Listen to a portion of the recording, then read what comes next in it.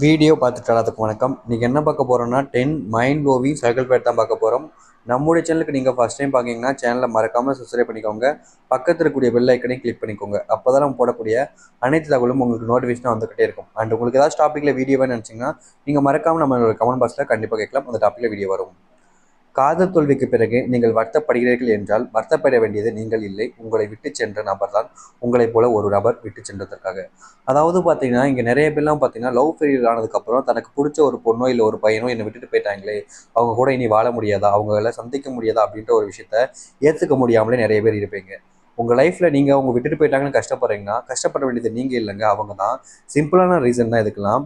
ஏன்னா நீங்கள் கஷ்டப்படுறீங்கன்னா அவங்க மேலே எந்த அளவுக்கு அன்பு வச்சிருந்தா அவங்க உங்களை விட்டு போனதுக்கப்புறமும் அதை நினச்சி கஷ்டப்பட்டுக்கிட்டு இருப்பீங்க. ஸோ இந்த ஒரு சிம்பிளான ரீசனில் நீங்கள் புரிஞ்சுக்கோங்க, உங்களுக்கு அவங்க மேலே அன்புங்கிறது அதிகமாக தான் இருக்குது. பட் அவங்களுக்கு உங்கள் மேலே இல்லை அப்படின்ற போது அவங்க தான் ஒரு நாள் உங்களை நினச்சி கஷ்டப்படணும், நீங்கள் இல்லை. ஒரு ஆண் ஒரு பெண்ணின் மீது ஒரு உண்மையான காதலை வைக்கிறார்கள் என்றால் அந்த ஆணுக்கு தன்மேல் வைக்கும் நம்பிக்கையை விட அந்த ஆண் உங்கள் மேல் தான் அதிக நம்பிக்கை வைப்பார்கள்.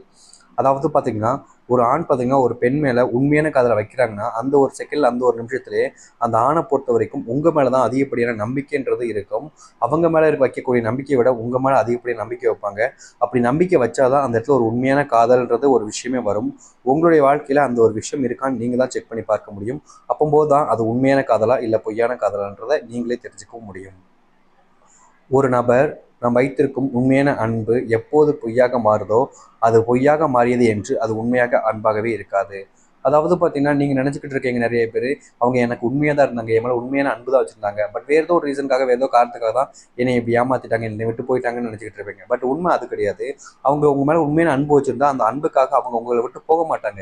ஏன்னா உங்கள் மேலே உண்மையான அன்பு இருக்கும்போது எப்படி உங்கள் இடத்துல வேறு ஒருத்தவங்களை வச்சு பார்க்க முடியும்? கண்டிப்பாக முடியாது. அவள் எவ்வளோ நாளாலும் சரி, எவ்வளோ வருஷங்கள் ஆனாலும் சரி, அந்த ஒரு சில தினங்களே அவங்களோட மாற்றிக்க முடியுதுன்னா அப்போ உங்கள் மேலே உண்மையான அன்பு இருக்குன்னு நினைக்கிறீங்களா? ஃபார் எக்ஸாம்பிள் சொல்கிறேன், நம்முடைய அம்மா இதுதான் அப்படின்னு நினச்சிட்டு இருக்கோம். அம்மா இது இல்லை, இவங்க தான் இனிமேல் அம்மான்னு நம்ம மாற்றிக்க முடியுமா? ஸோ முடியாத ஒரு ரீசன். அன்பு இருந்துச்சுன்னா அது முடியாது, அன்பு இல்லைன்னா அது முடியும். உங்களுக்கு பிடித்த ஒரு நபர் உங்களோடு இல்லாத பொழுது நீங்கள் வருத்தப்படுகிறோம், தைரியம் இல்லாமல் இருக்கிறீர்கள் என்றால் நீங்கள் அவரை அதிக அளவு நேசிக்கிறீர்கள் என்றுதான் அர்த்தம். இங்கே நிறைய பேர் லைஃப்பில் இப்போ இருக்கக்கூடிய ஒரு சுச்சுவேஷன் இதுதான். பார்த்தீங்கன்னா ஒருத்தங்க உண்மையாக விரும்பியிருப்பாங்க. சப்போஸ் அந்த ஒரு விரும்பிய நபர் ஒரு நாள் இல்லை அப்படின்னு ஆகும்போது அந்த ஒரு நபருக்கு பிரச்சனை இல்லை, ஆனால் இவங்க உண்மையாக விரும்புறதுனால இவங்களோட மனசில் ரொம்ப காயப்படும். முக்கியமாக பார்த்தீங்கன்னா அவங்க லைஃப்பில் நீங்கள் இல்லைன்ற அப்படின்றத ஒரு விஷயத்தை ஏற்றுக்கவும் முடியாது. அவங்களால வருத்தப்படாமலும் அவங்க லைஃப்பில் அவங்க தைரியமாகவும் இருக்க முடியாமல் ஒவ்வொரு நாளுமே மனசுக்குள்ளே புழுங்கி புழுங்கி செத்துக்கிட்டு இருப்பாங்க. அந்த ஒரு இதெல்லாம் எல்லாத்துக்கும் புரிஞ்சிடாது, ஒரு சில நபர்களுக்கு தான் புரியும். உங்கள் வாழ்க்கையில் நீங்கள் அப்படி கஷ்டப்படுறீங்கன்றது இங்கே மோஸ்ட் ஆஃப் த பீப்புள் கண்டுக்கிறது கூட கிடையாது. ஸோ மற்றவங்களுக்காக கஷ்டப்படாதீங்க.